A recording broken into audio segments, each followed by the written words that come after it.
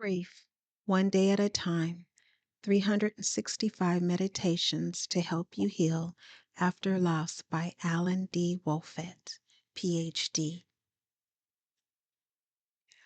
May 13th. The opposite of love is not hate, it's indifference. The opposite of art is not ugliness, it's indifference. The opposite of faith is not heresy, it's indifference. And the opposite of life is not death, it's indifference. Ellie Weasel. I often say that people who refuse to acknowledge and embrace their grief are not really and truly avoiding the hurt. Instead, they are choosing to die while they are alive. And denying their essential thoughts and feelings, they are throwing a blanket over their divine sparks. They are building a wall between themselves and everything that is most meaningful in life. The opposite of grief is not joy, it's indifference. It's the false half life of trying to protect ourselves from pain. The only way to block out pain is to block out all strong emotions and emotional experiences, good and bad. We grieve and mourn so that we can love and live again. The meditation reads, "The opposite of grief is not joy, it's indifference. Muting my grief mutes my soul." May 14th. Three things are fundamental to an understanding of mourning. First, each loss launches us on an inescapable course through grief. Second, each loss revives all past losses. Third, each loss, if fully mourned, can be a vehicle for growth and regeneration. Vamick D. Vulcan, MD. Such a simple, elegant summary, such a complex, messy thing to actually do. Dr. Vulcan is right, of course. Grief is unavoidable. Each new grief reawakens all old griefs because they are linked together in the chain of our life stories. And active mourning leads to a new and enriched wholeness. In the chaos of our grief, we can remember this rule of three. It is the tripod that will hold us steady no matter how we are shaken. The meditation reads, "When my grief is feeling chaotic and out of control, I will call to mind these three fundamentals. They embody my trust in the mourning process and my hope for the future." May 15th. Life is a great canvas. Throw all the paint on it that you can. Danny K. Grief is a great big canvas, too. It's got room for everything we are thinking and feeling. So let's throw all the paint on it that we can. Let's take what's inside of us and express it outside of us, never worrying about what it's going to look like. Let's get messy and splotchy and wild. When we're through the worst of our grief, we'll look at our canvas and realize, what do you know? We put it all out there and we created a masterpiece. The meditations read, "I'm going to throw all the paint on the canvas of my grief that I can." May 16th.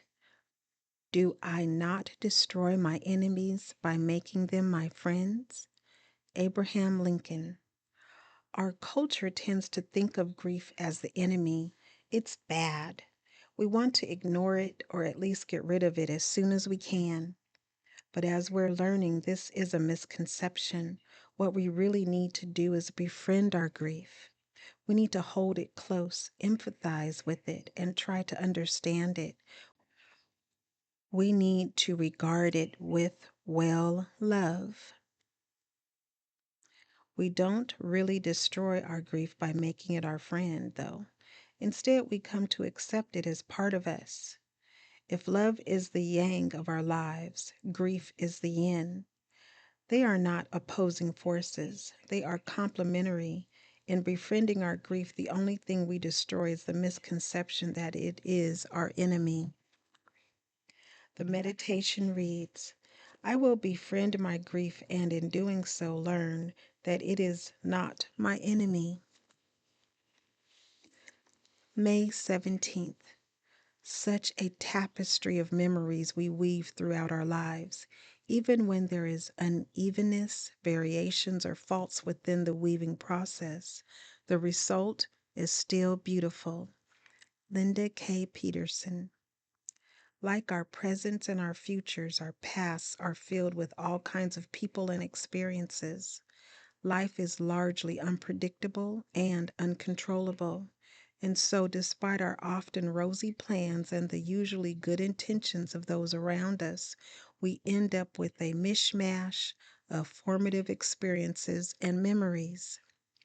Our memories of the person who died are part of this mishmash. They may range from joyful to tender to infuriating to blasé to cold to contented to downright ugly. But such is the patchwork of life. When you examine any one square up close, you may find it discouraging or hurtful. But when you step back to see the entire crazy quilt, it's beautiful beyond measure. The meditation reads, if I find myself struggling with unpleasant memories or regrets, I'll try to take a step back to see the bigger picture. Life is imperfectly, breathtakingly beautiful.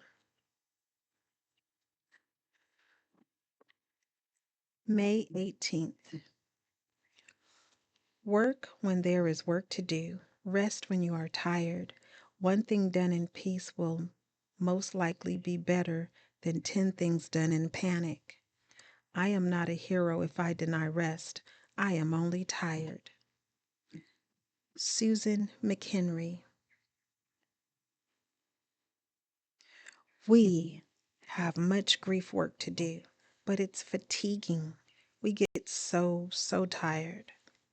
We need to rest as much as we need to do our grief work. Rest is not only sleeping or simply lying down, it also includes allowing ourselves times of entertainment and distraction. Trying to do all our grief work in a panic is counterproductive. We mourn, we rest, we mourn a bit again, then we rest. There are no rewards for speed. This is the natural and necessary rhythm of our lives right now. The meditation reads, when I am tired, I will rest. There are no rewards for speed. May 19th. Come on, don't you ever stop and smell the coffee? Justina Chin. For many of us, coffee is a daily ritual. We've grown to need the caffeine, but we also revel in the smell of the beans, the grrr of the grinding, and the drip or press of the brew. Our daily rituals can hold us up and sustain us during our time of grief. We may be disorganized, discombobulated, and disheveled, but we still have the muscle memory to make a pot of coffee or step into a line at our favorite coffee house. Reading the morning news, whether online or in print, watching our TV shows, walking to get the mail, checking our email, we can rely on and have gratitude for any routines that help us get through the day. It's also okay to drop any daily rituals we don't feel up for the time being. When our grief makes our energy levels low, we may simply need to lie down and be still. But thank goodness for those rituals that, forgive the pun, ground us. The meditation reads, my daily rituals are handholds to healing. This is DHB Recovery Network. I am Day.